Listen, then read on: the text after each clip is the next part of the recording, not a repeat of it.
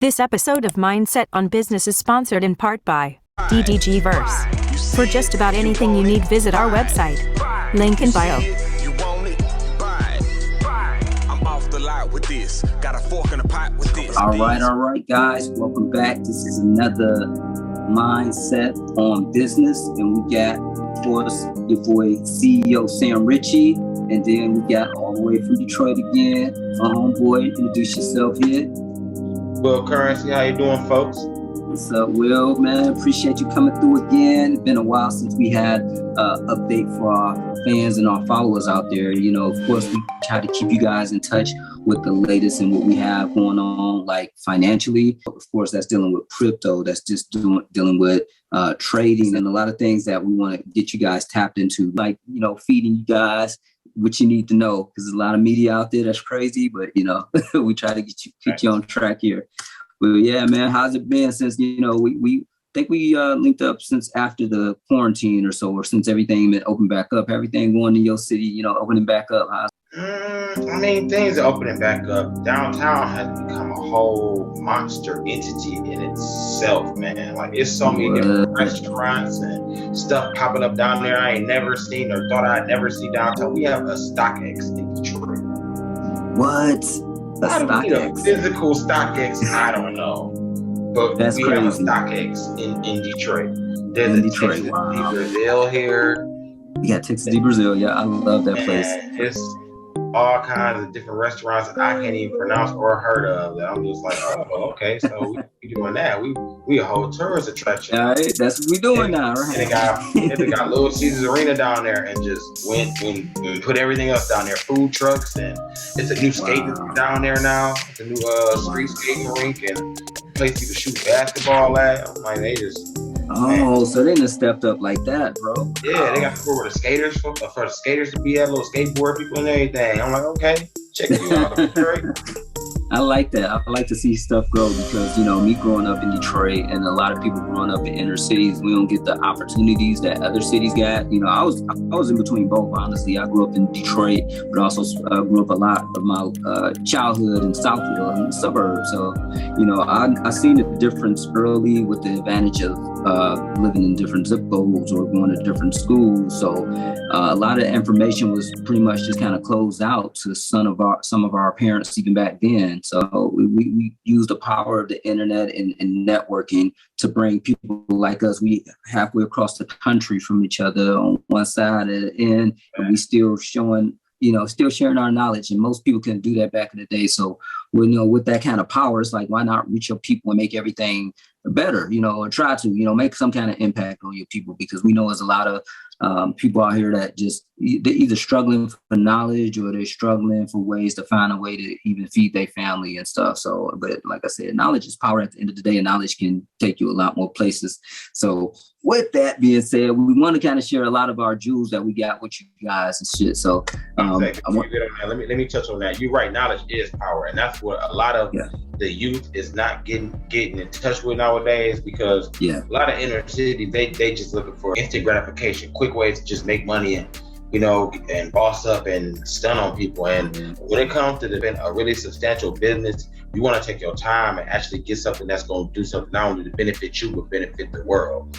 And there are so many small skills that people just totally dismiss and not even teach our youth. There's landscaping out here. There's cleaning people's yards. There's something. There's going to. I was watching. You ever Gary Vaynerchuk? Gary V, yeah, I know Gary V. Man, yeah, he kick ass, bro. He don't take no shit. He's a monster. I love hearing him talk. He talks so vulgar and straightforward. You can't listen to this man. So he has a YouTube channel and he has a web series on there called Trash Talk. He literally just goes around with a couple $100 and just buys stuff at like garage sales and resells them. So I watched this one episode. He went to 12 different garage sales. 11 of them was a bust. He went to the 12th one and found 12 boxes of manga books, of Japanese books. And he did a quick eBay search, pulled his phone out and looked at them. Like, these books was going between $15, $20, $50. he made $6,000 off spending $270 on. No way, bro. Because he seen the value in something. He knew something. He seen it, and he's like, I know the value. It took 5-10 minutes on the Google search, on the Google and eBay search. He looked it up. He said, "Y'all got 12 of these books." He looked up. He was like, "Oh, okay, all right. How much you want for them?" He said, "Somebody offered $250. I'll give you $270." Went and picked them all up out their basement, put them in this car, went to eBay. That ain't bad. That's what's up. See. That's what's up, because that's a good side hustle. That's something people can do anywhere in any city and shit, and this is YouTube. Cost anything to view it?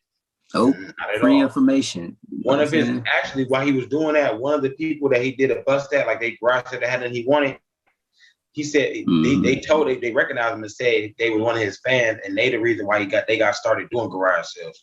They showed him a bank account of $25,000. He said, "Wow, that's great. Where'd you start at?" $100. They started at $100 and made $25,000 off garage sales. Dang, bro. Garage sales and flipping it. Yes. Oh man. See, there's so many opportunities out here, man. And that's what I want to see. I want to share some. We can't share a lot of the jewels that we share is like, proprietary, whatever. But a lot of stuff that we have is definitely something that we can steer anybody in the direction of. So if I start off with that, what's the most simplest formula or thing that you have if you you just need an extra $200 at the end of the month? Break that down.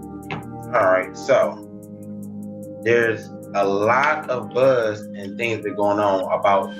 Your guys know about temp services, right? So you go to these brick and mortar buildings. You put your information in, and they outsource you to different jobs that need help, and they make a little extra on the side. Okay. So the problem with those is, those are first come, first serve, and there's a seniority factor. If you've been there longer, you get the better jobs. And like I've worked at Technicolor before and sat in a whole line around the building.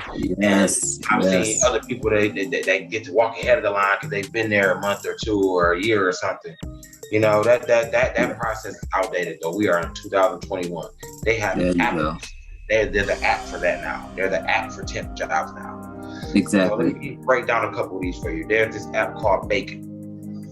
Like the breakfast food you eat the bacon. Bring the bacon home, right? Bacon. Make that bacon. Yeah, make that bacon.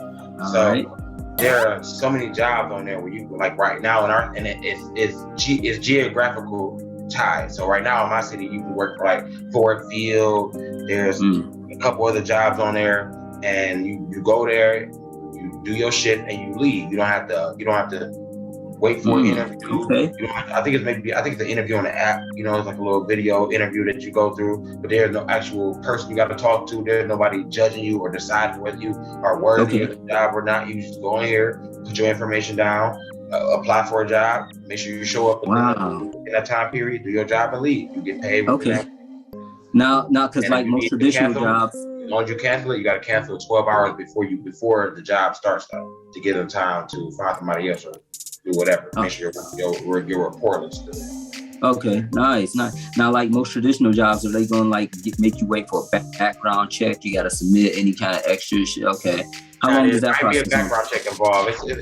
It'll give it like a week, 3 to 5 days. Okay. Put in check your information every day to make sure you're not a criminal. Like, you ain't got nobody stashed at your crib and the cops know about it. Right. All right. Gotcha. Okay. As long as you don't have nothing on paper, you don't look like you doing on the first activity, the background check is 3 to 5 days and you're done. I like that too, because a lot of the people, a lot of the listeners, a lot of the viewers, they're better with their hands. They can make more money hands-on with their hands than they can with their mind. They're not really good with computers, not really good with smartphones. So something like that is real, real important. You don't got to be a digital expert or try to be in the social media trend to try to catch up with something. So that's good. But they got little gigs like that where you don't have to worry about trying to go through a long interview process and then. Yeah, see, and that's pretty good. So yeah, there's a couple other odd job apps. So I got another one I can introduce you to called Very Able. I've been using them a lot myself. Okay. So what's a good twist on Very Able versus Bacon is that they have a bidding system.